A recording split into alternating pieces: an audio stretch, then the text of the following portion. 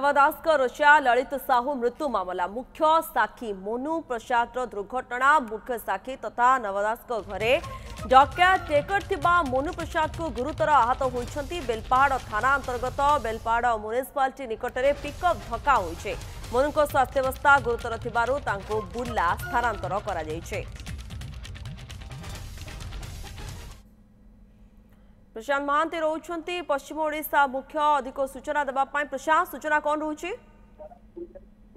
देखो प्रियंका ललित साहू हत्या मामला रे जो रही मुख्य साक्षी मोनू प्रसाद रो किछि दिन तले तांकर पुनर्बार पुलिस जेरा मध्ये करथिला तांकर तथ्य संग्रह करथिला। आज दुर्घटना रे से गुरुतर भाव रे आहत होइचंती एवं वर्तमान बुर्ला चिकित्सा चली।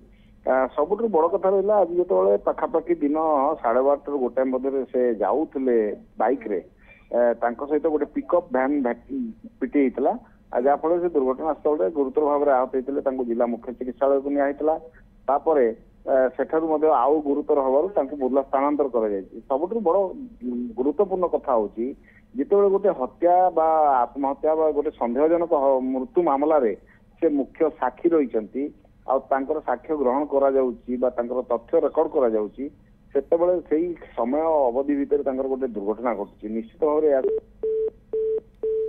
ओके धन्यवाद प्रशांत महांती रही पश्चिम ओडिशा मुख्य आमर ए संपर्क में विस्तृत भाव सूचना देउथिले।